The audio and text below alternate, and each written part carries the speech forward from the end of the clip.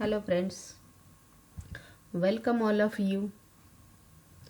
In last lecture we have seen some examples, that is multiple choice type questions for the exam MST CET NEET G, and this lecture also we have discussed some other examples which is asked in the different exams. Let us see example number 1. As a plane wavefront propagates, its radius of curvature. Option 1 decreases. Option B increases. Option C first increases then decreases. Option D it becomes infinity. We know that plane wavefront means at a very large distance from the point source, and a very small part of the spherical wavefront is gives the plane wavefront. And in case of a plane wavefront, the radius of the circle continuously goes on decreasing. It increases up to infinity. Means as a plane wavefront propagates, the radius of curvature becomes infinity. So correct answer is becomes infinity. Second example, the X-rays can be diffracted by means of an ordinary grating because of option A high speed, option B short wavelength, option C large wavelength, option D none of these. We know that we have seen in 11th standard, that is X-rays have the short wavelength, and due to this short wavelength the X-rays can be diffracted by means of the ordinary grating. So correct answer is short wavelength. Next example, a ray of light is incident on a glass slab of a refractive index 1.5. What is the ratio of wavelength of reflected to refracted rays? Options are option A 2.1, option B 1.5, option C 1.6, option D 1.7, and the answer is, we know that the refractive index of glass with respect to air is given by relation Ca divided by Cg. Ca is the velocity of light in air, Cg is the velocity of light in glass, and we know the relation C is equal to nu lambda. So using here Ca is equal to nu into lambda A, Cg equal to nu into lambda G.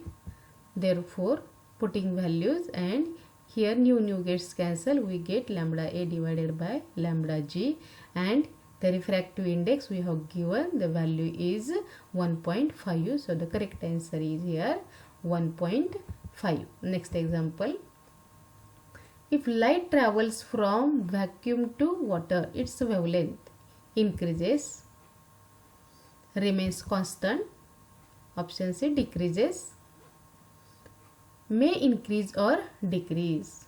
We know that as light travels from vacuum means the rarer medium, water is the denser medium, its wavelength. As light travels from rarer medium to denser medium, its velocity decreases. Its velocity decreases, also its wavelength also decreases. So the correct answer is option C decreases. Next, a wavelength of light 5600 angstrom unit produces 60 fringes. What will be the number of fringes produced at the same distance if the wavelength of light used is 4800 angstrom unit?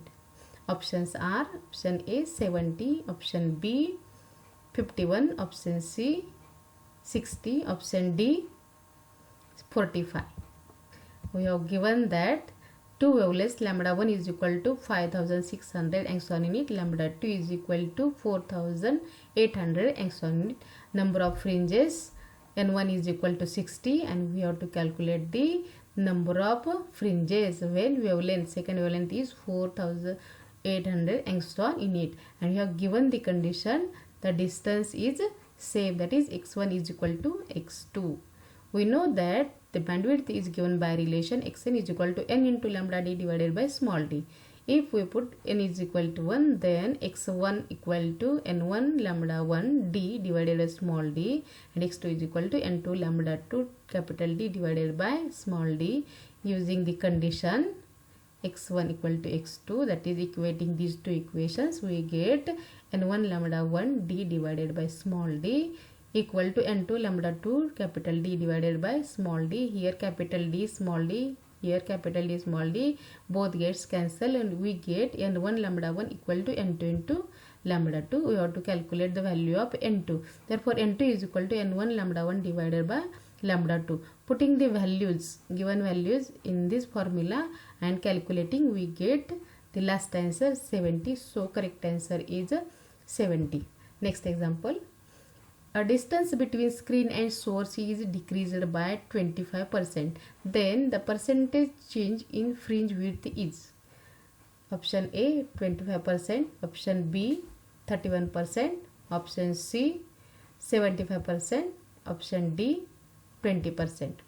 And the solution is given quantity. The second distance decreased by 25% of D1. So D2 is equal to 25% of D1. So calculating, we get capital D2 is equal to 75%, that is 75 divided by 100 into D1. We know that the bandwidth is given by relation xn is equal to n into lambda d divided by small d. Putting value of n is equal to 1, we get x1 is equal to lambda d1 divided by small d, and x2 is equal to n lambda d2 divided by small d. Taking the difference between these two equations, that is x1 minus x2 is equal to lambda d1 divided by small d minus lambda d2 divided by small d. Here lambda d becomes common, so taking common lambda divided by small d in bracket d1 minus d2, putting the values of d1 and d2 and simplifying, we get the last answer as 25% of x1. So the correct answer is option A, that is 25%. To increase fringe width by keeping distance between slit and screen constant, we should, here we have given that keeping distance between slit and screen constant means D equal to capital D equal to constant, and we have to increase the fringe width means bandwidth. The options are increase small d by keeping wavelength, option B increase small d and decrease wavelength, option C decrease small d and increase wavelength, option D decrease both small d and wavelength. Keep capital D equal to constant and increase the fringe width. For this purpose, we have to decrease the distance small d and increase wavelength d. So option C is correct, decrease small d and increase the wavelength. Next example. Intensity of two waves which produce interference are 100:1. The ratio of maximum to minimum intensity is given options 100:1, option B 121:81, option C 101:99, option D 100:99. We know that intensity is directly proportional to the square of amplitude. Therefore, I1 divided by I2 is equal to A1 square upon A2 square.